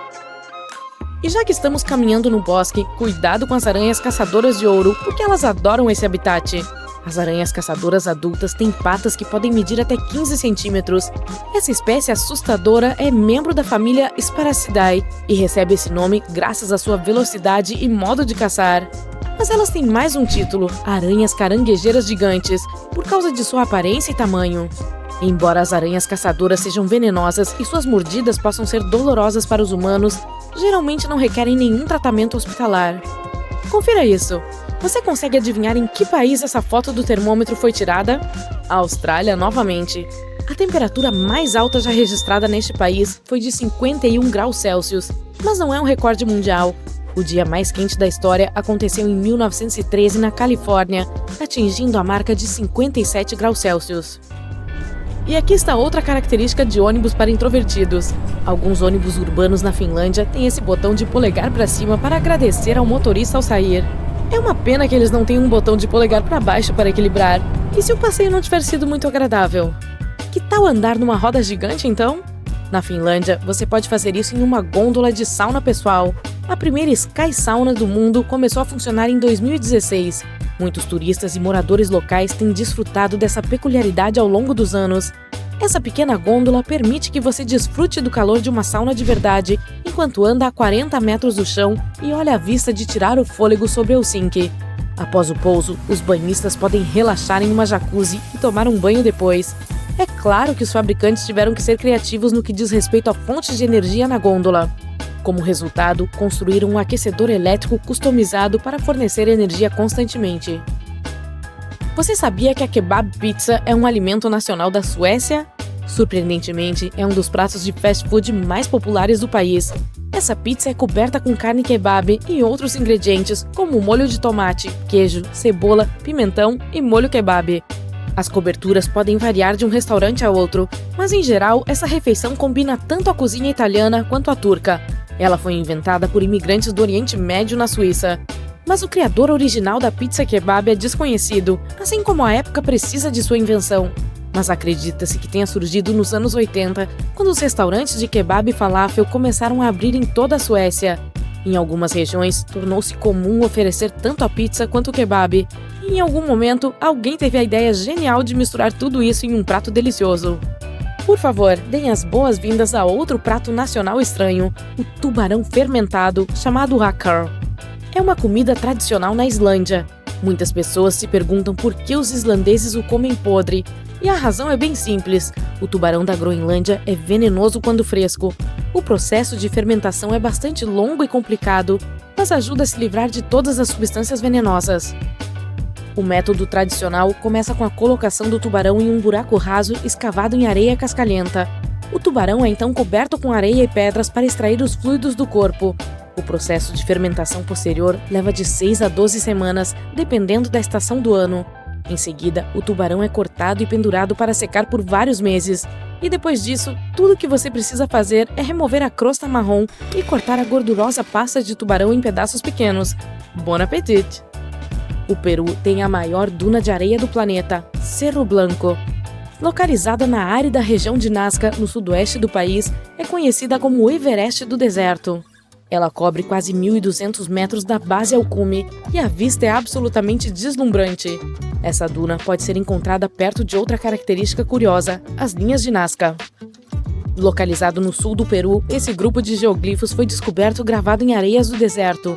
Geoglifos são basicamente desenhos em grande escala feitos no solo através da disposição de linhas de pedras. Eles tinham fins astronômicos e serviam como locais de peregrinação. As linhas de Nazca cobrem uma área de quase 500 km² e incluem cerca de 70 imagens de animais e plantas e mais de 300 figuras geométricas. Algumas delas têm 370 metros de comprimento. É por isso que as figuras são mais visíveis do ar ou do topo das colinas próximas. Os cientistas acreditam que as linhas foram traçadas pelo povo Nazca, que floresceu de cerca de 1 a 700 d.C. E já que estamos falando de desertos amigos do Instagram, veja isso!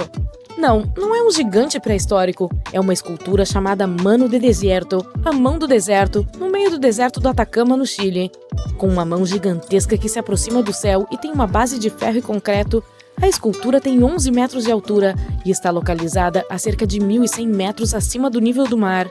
É uma obra do escultor chileno Mário Irarrázaval, inaugurada em 1992. A escultura é conhecida como um símbolo da vulnerabilidade da alma humana e seu caminho através da adversidade para as estrelas. Você pode encontrá-la a 75 quilômetros ao sul da cidade de Antofagasta, fazer fotos épicas e tirar um momento para refletir sobre seu próprio caminho. Na Índia, antes de alguém se casar, é feita uma análise completa, digamos um pente fino na vida da pessoa. Às vezes sem nem mesmo ela saber disso. Lá existem agências de detetives pré-matrimoniais que prestam serviços de investigadores particulares. Ainda há fiscais de cuspe. Essas pessoas, também conhecidas como detectores de perturbações da ordem, pegam e multam quem jogar lixo ou cuspir em público. Outra profissão que você provavelmente não encontrará em outro lugar é o de limpador de ouvidos. O procedimento de remoção de cera requer alguns instrumentos tradicionais, pois lá em geral não se usam os cotonetes com os quais estamos tão acostumados. Seus instrumentos são a agulha de aço, um pouco de algodão e uma pinça. Caramba! O profissional enrola um pouco de algodão em volta da agulha para que pareça um cotonete e limpa os ouvidos dos clientes. Esses caras geralmente podem ser encontrados em algum lugar no centro da cidade, perto de monumentos ou em um mercado local. Essa profissão é rara e exótica na Índia atualmente, mas costumava ser bastante comum. Nesse país, seu sonho pode se tornar realidade e você será pago para escorregar em um toboágua. A profissão é chamada de testador de toboágua e a pessoa precisa controlar se os escorregadores são seguros e divertidos. Normalmente, um profissional trabalha em vários hotéis e passa a maior parte do tempo em aviões, viajando de um resort para outro. Há uma vila onde os moradores não têm fechaduras nas portas. Nenhuma casa tem. Nem mesmo os banheiros públicos contam com fechaduras ou portas. Apenas uma cortina. Obrigado. Pode parecer um tanto perigoso, mas na verdade é um dos lugares mais seguros que existem. Os moradores locais colocam um pedaço de madeira na porta apenas para manter os cachorros de rua do lado de fora. A única delegacia foi inaugurada lá apenas em 2015 e ainda não há ocorrências. Mesmo o banco local não tem fechadura. Ele é oficialmente o único do mundo que nunca é trancado. Quando os moradores estão fora da cidade, não pedem aos vizinhos para cuidar de suas casas e não tem medo de deixar objetos de valor, dinheiro e joias sem escondê-los. Os pratos vegetarianos são bastante populares na Índia. Entre 15% e 30% de toda a população do país é vegetariana. Algumas pessoas tendem a comer apenas peixes e nunca se alimentam de nenhum animal terrestre. Muitas grandes redes de restaurantes famosas, por servir deliciosos pratos com carne, oferecem até mesmo um novo menu vegetariano para a Índia. Talheres não são realmente necessários para muitos pratos indianos tradicionais. Dizem que o delicioso curry fica ainda melhor se comido com as mãos. Eu presumo que você gostaria de comer os dedos separadamente. Mas ei, estou só pensando aqui em voz alta. Também há uma grande variedade de pratos tradicionais malucos, mas há um chamado... Ok, vamos colocar o nome na tela. Obrigado. Ele é feito de batatas, que são muito comuns na culinária indiana. A parte exótica é que elas são, na verdade, bem velhas. Mais do que isso, podres. Há um monte de especiarias tradicionais. Esse é apenas um acompanhamento. Você precisará escolher o prato principal. Samosa é outro prato indiano tradicional feito com batatas. Elas são fritas e parecem bolinhos. E podem ser tanto um acompanhamento quanto um prato principal. Se você adora açúcar, não se esqueça de agradecer à Índia por isso. Ele foi extraído e refinado pela primeira vez há cerca de 2.500 anos. Então os chineses aprenderam a técnica e ela se espalhou por todo o mundo. Outra coisa pela qual você deveria agradecer à Índia é o shampoo. A primeira versão foi feita com ervas secas, alguns extratos e água. O jequiti e sua amêndoa eram muito difundidos no país. Então esse componente foi a combinação perfeita para a fórmula do shampoo. É provavelmente por causa dos shampoos apropriados que a maioria dos indianos tem cabelos absolutamente deslumbrantes e penteados legais. A propósito, na Índia é possível cortar o cabelo dos clientes com fogo. A prática não é tão difundida, porém dizem que apenas um barbeiro faz isso lá.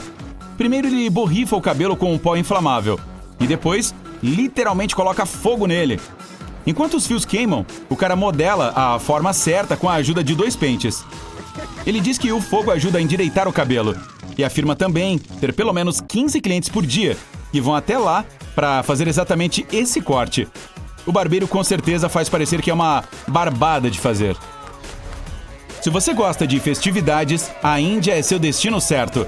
Os indianos têm cerca de 1.000 festivais e eventos variados. As pessoas às vezes até celebram o primeiro corte de cabelo ou, quem sabe, a queima dele. Todas as celebrações locais valem a pena de ser conferidas. Holi é a festa das cores e as pessoas consideram que marca o início da primavera. Começa no final de fevereiro e termina em março. Nela, todos jogam pós coloridos, então não use aquela camiseta branca nova no festival.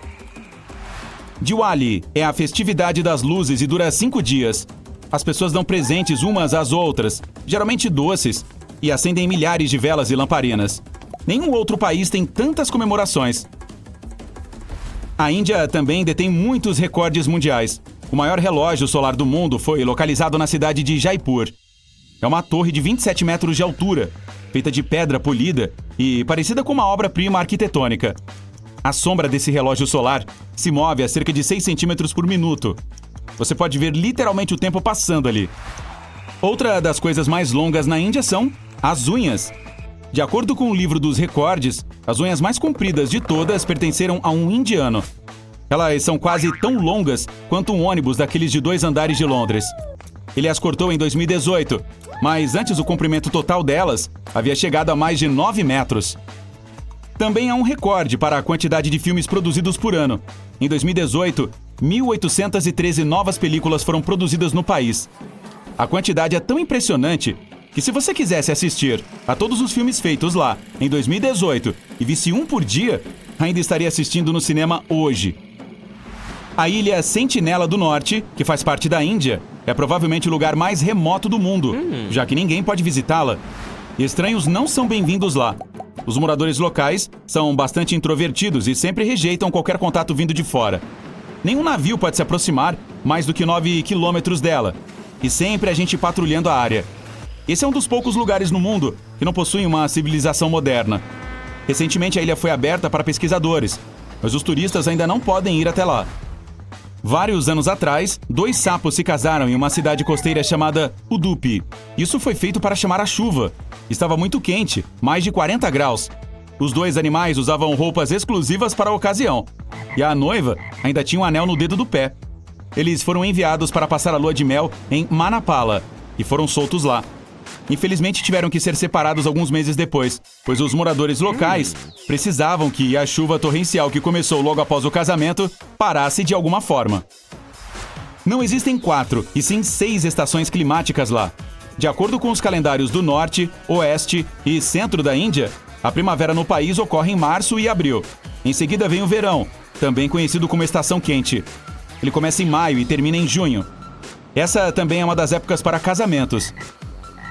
Em seguida vem a estação das chuvas, também conhecida como monções, que começa após o solstício de verão, geralmente em julho, e vai até o fim de agosto. Na sequência, o outono, que vai do final de setembro a meados de novembro.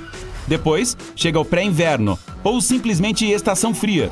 O verdadeiro inverno ou estação de frio começa em janeiro e vai até fevereiro. Na verdade, existem muitos outros calendários na Índia, mas todos têm 6 estações, com pequenas diferenças. A Estátua da Unidade é, na verdade, 2 vezes mais alta que a Estátua da Liberdade, chegando a 182 metros. Ela foi aberta ao público há cerca de apenas 2 anos, em 2018. É composta por 5 partes, mas apenas 3 são acessíveis aos visitantes. A primeira começa na base e termina nas canelas. Ela tem 3 níveis e inclui a área de exposições, um jardim e um museu. A segunda vai até as coxas. A terceira tem um mirante a uma altura de 153 metros. A quarta é a área de manutenção e os visitantes não podem ir até lá. Finalmente, a quinta parte compreende os ombros e a cabeça. Nos primeiros 11 dias após a inauguração, quase 130 mil turistas foram visitar o gigantesco monumento. Isso é como a população de Cubatão, no litoral de São Paulo. Bom saber. Mais um ponto turístico que vale a visita.